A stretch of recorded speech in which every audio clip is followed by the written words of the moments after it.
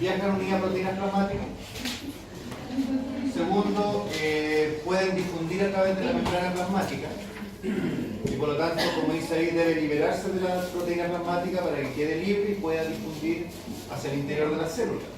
Y en este caso, el receptor, en vez de estar en la membrana plasmática, el receptor está o en alguna parte del citoplasma, en algún organelo en particular, o bien en la membrana nuclear.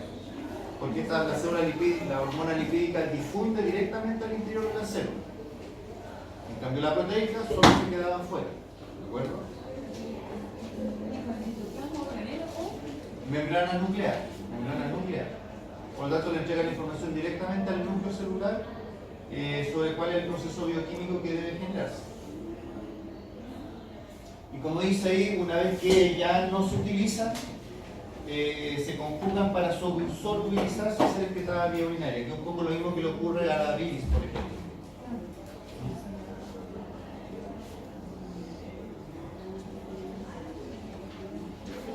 Como dice ahí, un poco redondeando la idea de baja concentración versus un gran efecto, con un 50% de receptores que tomen contacto con la hormona, el efecto intracelular va a ser máximo. Lo que entonces confirma que con bajas concentraciones hormonales en la sangre, los efectos esperados son totalmente normales.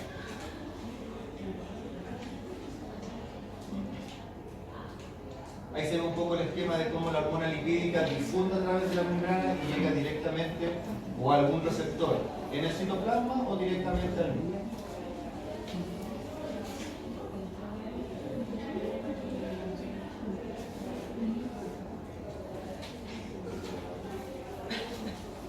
En cambio, las hormonas hidrofílicas, entendiendo las proteínas principalmente, requieren de un mensajero, que era el AMP cíclico, para que su mensaje pueda llegar al interior de la célula.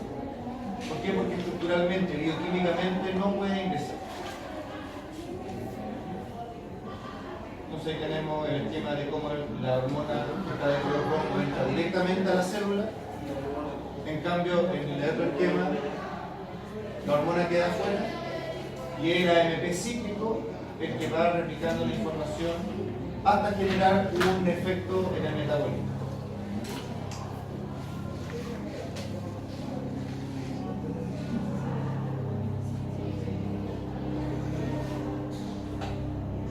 Ahora, ¿cómo se controla este funcionamiento? Porque lo que acabamos de ver es cómo actúa la hormona a nivel intracelular, cómo entrega la información.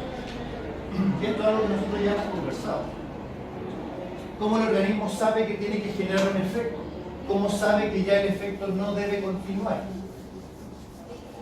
Retroalimentación. El principal eje que regula el funcionamiento endocrino es el eje hipotálamo-hipófisis. Porque aunque la hipófisis es una glándula endocrina, está bajo la acción de factores que son producidos en el hipotálamo. Ese esquema lo que muestra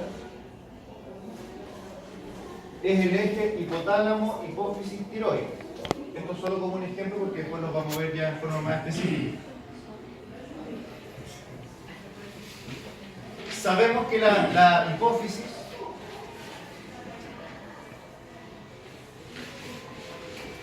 tiroides.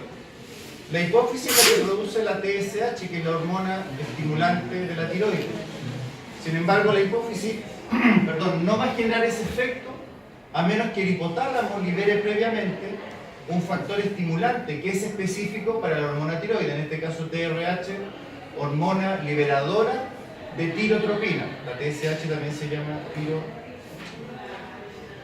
tirotropina.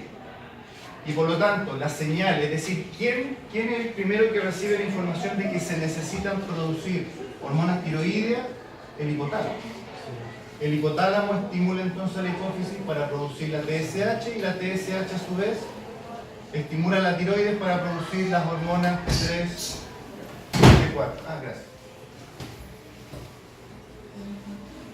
Ahora, ¿cómo el hipotálamo sabe que ya no es necesario producir T3 y T4?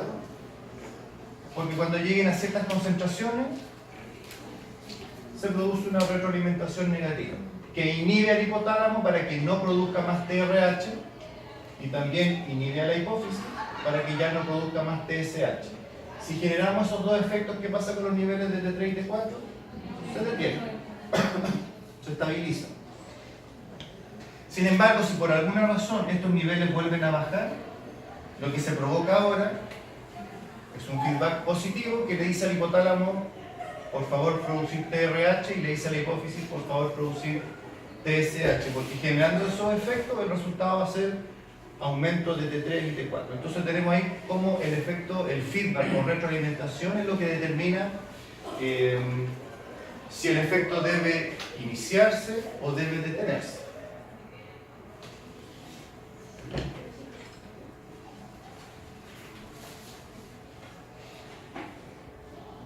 ¿Cómo viaja la información en este caso? Porque, ¿se acuerdan? Conversamos que la hipófisis se divide en una adenohipófisis o lóbulo anterior y una neurohipófisis o lóbulo posterior. Y la característica que dábamos del lóbulo posterior era que en realidad el lóbulo posterior de la hipófisis no produce hormonas. El hipotálamo las produce y se almacena en el lóbulo posterior. En este caso, ¿cómo llega la información desde el hipotálamo? Perdón, no cómo llega la información. ¿Cómo llegan las hormonas que se producen? Que en este caso son la oxitocina y la vasopresina. ¿Qué otro nombre tiene? O la ADH, ¿sí? No nos olvidemos, ADH o vasopresina, lo mismo. ¿Cómo viaja la información dado que este sistema porta que habíamos visto en el sistema circulatorio que existe entre el hipotálamo y la hipófisis existe principalmente con el lóbulo anterior? Así es como viajan los factores liberadores desde el hipotálamo a la hipófisis para estimularla a que produzca hormonas. Pero en el caso de la neurohipófisis, en el lóbulo posterior, lo que hay es una unión, un contacto neuronal. La información no viaja por sistema circulatorio, sino que viaja por sistema nervioso. ¿Y de qué manera viaja la información? A través de lo que se llama el flujo axónico, que tiene que ver con lo siguiente. ¿Han escuchado el concepto de flujo axónico? Axón, sí.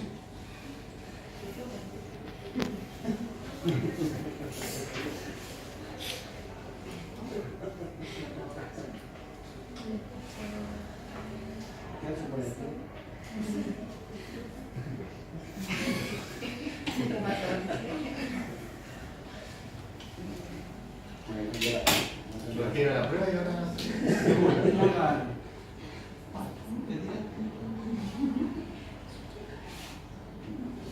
¿de qué está hecho el axón?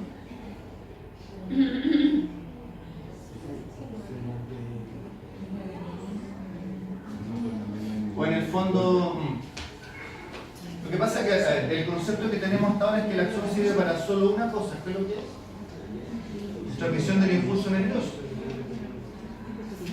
Pero la verdad que la transmisión del impulso nervioso ocurre por el intercambio de iones entre las membranas de la neurona. Por lo tanto, el impulso se va generando en potencial de membrana, por el exterior. ¿Y adentro qué hay?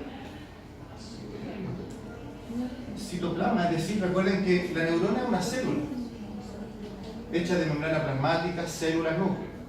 Que en el caso de una neurona, yo la estiré mucho, el núcleo quedó en lo que llamamos soma neuronal, y el resto es membrana plasmática y citoplasma.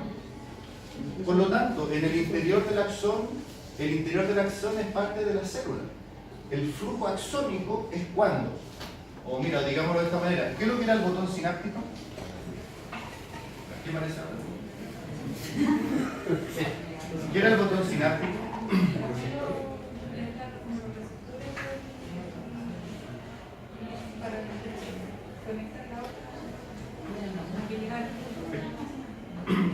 Ya, ¿almacenamiento de qué? De neurotransmisores, ¿cierto? Ya, ¿y cómo los neurotransmisores llegan ahí? ¿O aparecen así? Como callampitos. ¿Quién produce esos neurotransmisores? ¿Quién los produce?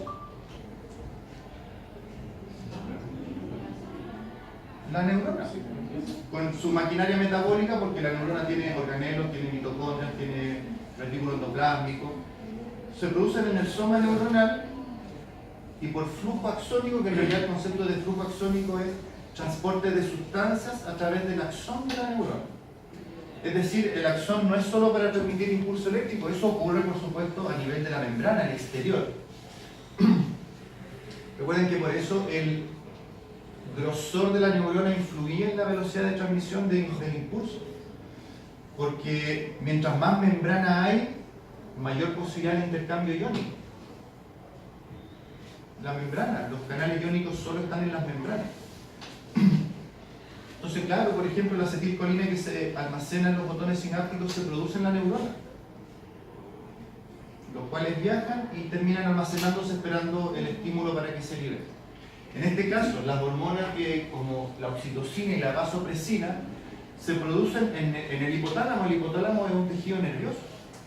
O sea, tiene que ser producida por neuronas. Y viajan a través del axón para ser almacenadas en el lóbulo posterior. En otras palabras, pensémoslo así, la oxitocina y la ADH se almacenan igual que los neurotransmisores al final de los axones de la neurohipófisis. Y cuando llegue el estímulo adecuado, se liberan igual que los neurotransmisores, pero en este caso son hormonas que se liberan al torrente sanguíneo. Como dice ahí, son liberados a circulación al llegar el impulso al botón sináptico que almacena las hormonas. En vesículas, exacto, y por lo tanto se produce igual. Se estimular los canales de calcio, el calcio entraba, tomaba contacto con las vesículas y estas migraban al espacio sináptico. Solo que en vez de ser neurotransmisores y espacio sináptico, son hormonas y sistemas circulares.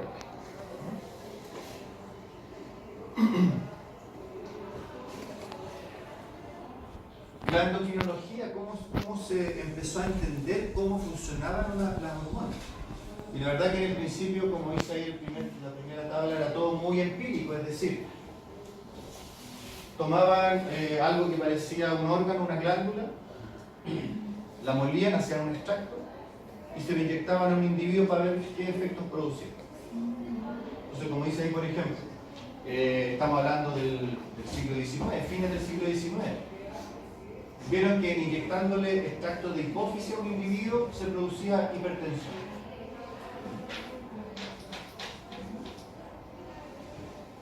O inyectando el lóbulo extracto, no es que le inyectaran la glándula completa, extracto de la neurohipófisis hacía que saliera leche.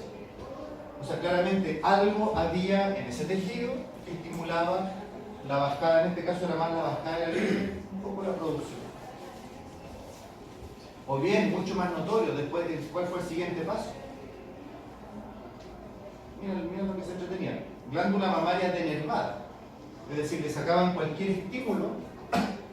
Recuerden que la oxitocina es la que estimula en la glándula mamaria la salida de la leche.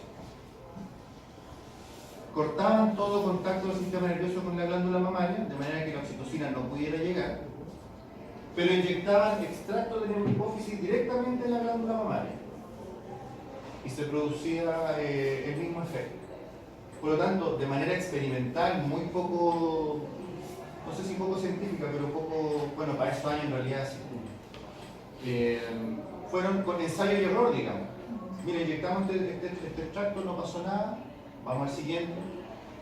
Luego ya con el análisis un análisis mucho más específico y pudiendo identificar las sustancias químicas que había en los tejidos, se podía llegar a resultados mucho más específicos para poder entender mejor la fisiología de cómo los estímulos de algo que se producía en un lugar muy distante generaba un efecto en distintos órganos.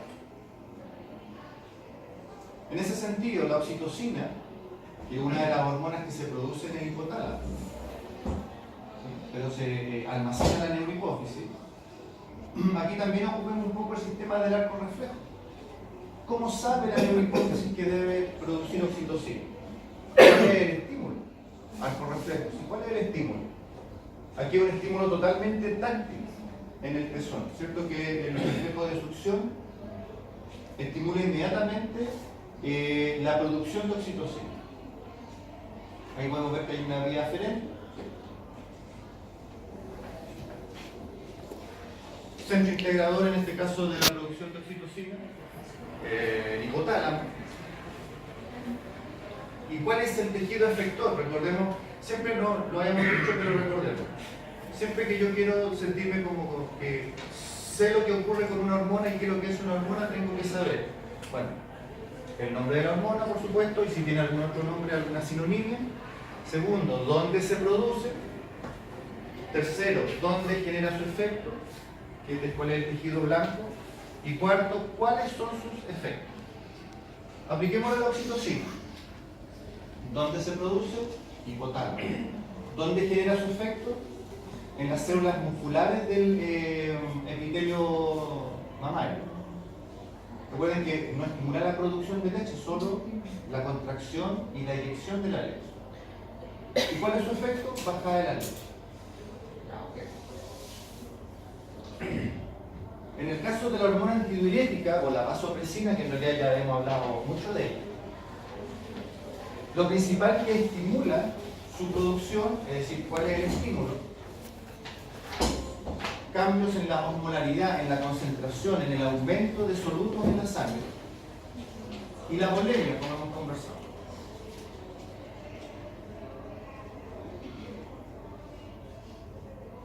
¿Dónde están los receptores? ¿Cómo el organismo sabe que debe producir una hormona antidiurética? Porque en los vasos sanguíneos del hipotálamo hay receptores que detectan la concentración, la osmolaridad sanguínea.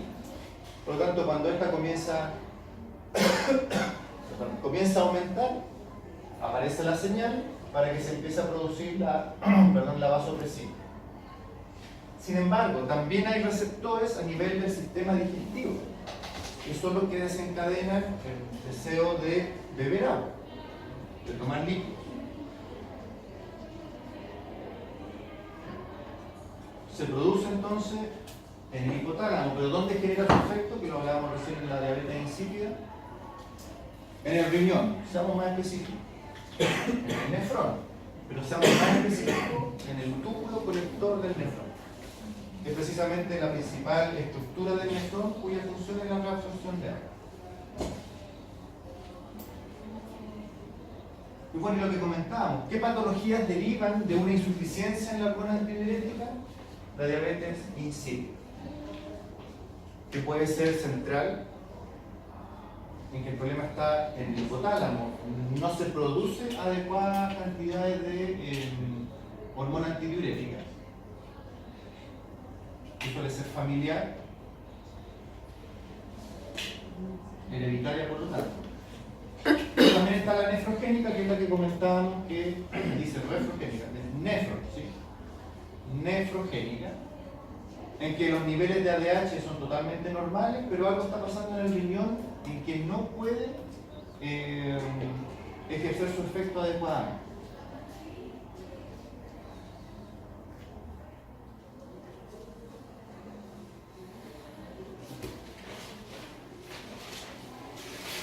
La sintomatología lo conversábamos: poliuria, polidipsia, nicturia.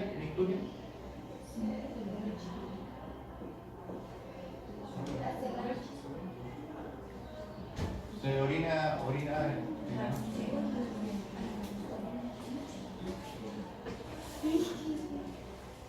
A propósito, una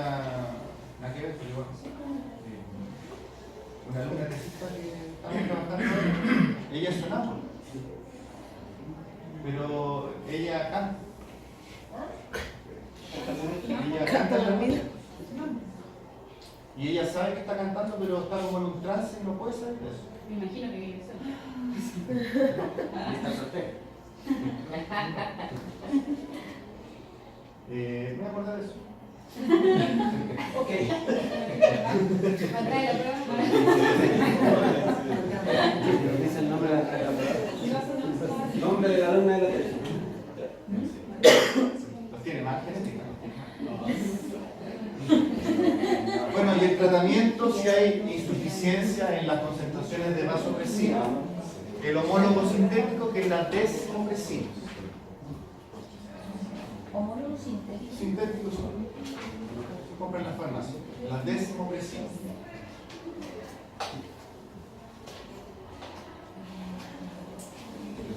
¿Profe? ¿Por qué se produce nicturia? Por lo que está al lado, incontinencia.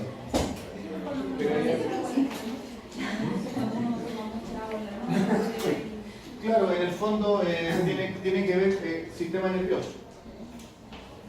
¿Qué es lo que evita que tú te orines en la noche?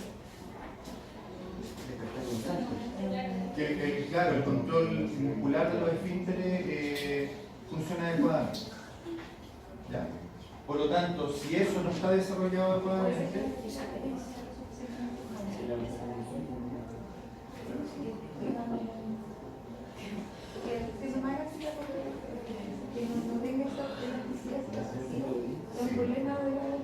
lo que pasa es que lo que tiene que ver principalmente es que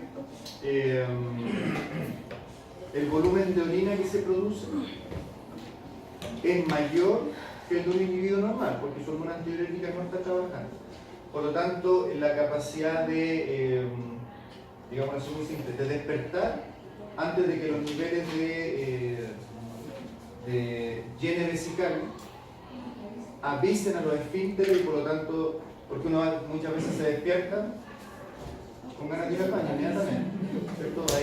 Hay cierta información que viaja a la corteza cerebral que te saca de conciencia del sueño. Pero eso tiene un plazo de, ¿cómo decirlo? Tiene un tiempo para que eso se active. Por lo tanto, ¿qué ocurre? Que tu vejiga, como estás produciendo más orina de lo normal, se llena a niveles tales que los esfínteres se relajan sin que tú logres recobrar la conciencia. Porque estás produciendo más. En el día, ¿qué ocurriría? Que irías a cada rato al baño. ¿Sí? Poliuria. En este caso, no.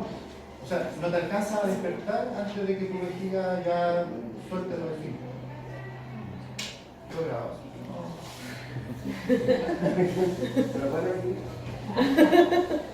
¿Qué cosa? ¿Por qué entre paréntesis dice EBW? ¿A qué le suenan esas siglas?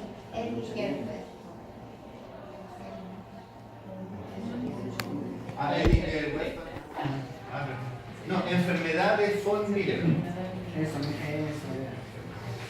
¿No la han enfermedad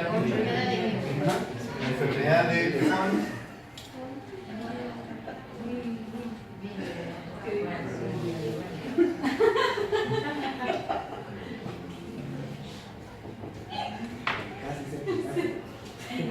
ahí, lean ahí. Leen, es fácil.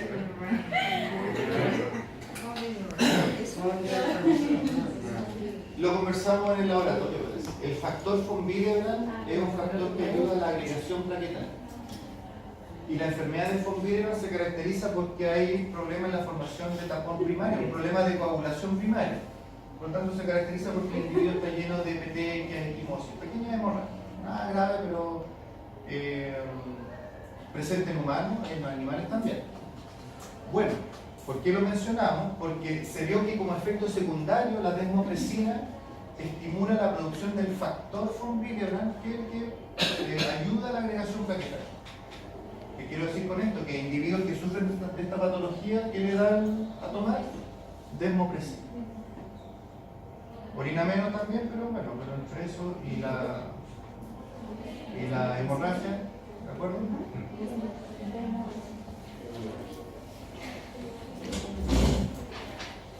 Las dos hormonas entonces que produce la neurohipófisis son la oxitocina y la ADH. Neurohipófisis con eso ya queda fuera. La que produce mayor cantidad de hormonas entonces es la adenohipófisis.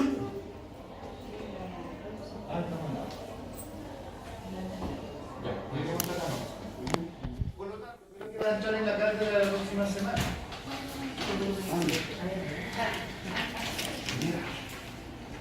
Sistema circulatorio. Todo.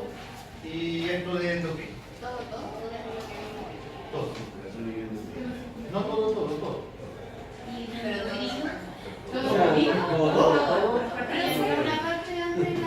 Claro. Pero entra todo. Todo circulatorio ya está.